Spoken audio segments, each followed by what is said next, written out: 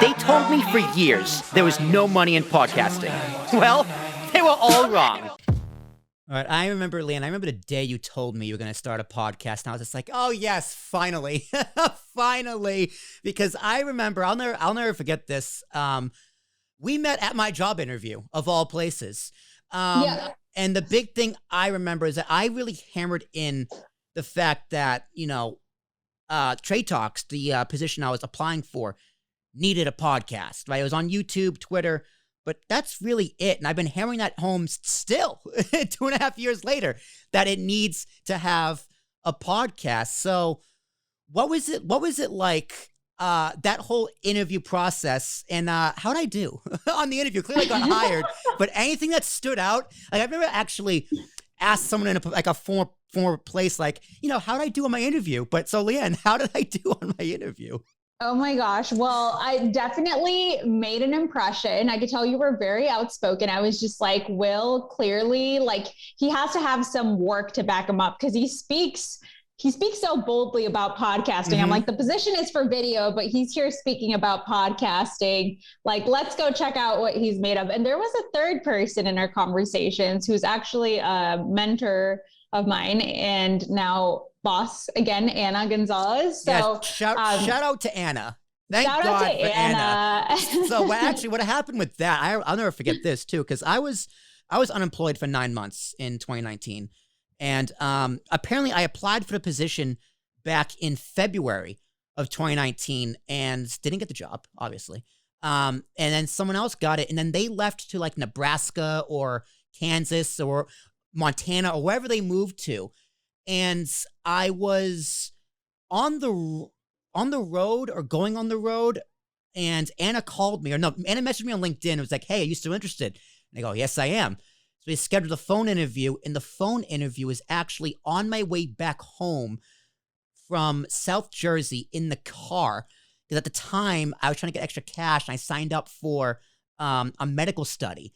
For Crohn's disease. Unfortunately, they told me, listen, you're in remission, you can't really help you. So I was just like, well, it's okay. I got a job interview coming up. So, fingers crossed. Well, I had no idea. Wow. Yeah. What a story. It's funny how the cards just lined up. And I remember talking to Anna about the podcast, about Trade Talk. She's like, do you have any live experience? I'm like, a little bit. Podcasting, sure.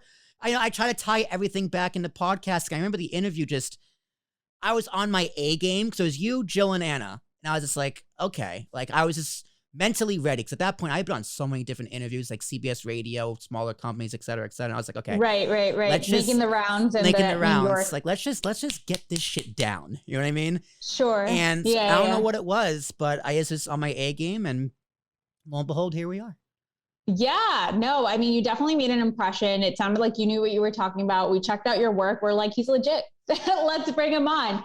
Because at NASDAQ, the kind of person that we need is somebody who gets stuff done. And clearly you were that person. I think if anything, the side hustle that you had was spoke to your experience and spoke to your ability to get stuff done. And that is very valued at a place like NASDAQ, because it's a medium-sized company, but the culture is very much like, you don't stay in your lane. You have to embrace all of the lanes and make it work. So yeah, it's amazing experience having you on board, amazing experience building Trade Talks together for some time.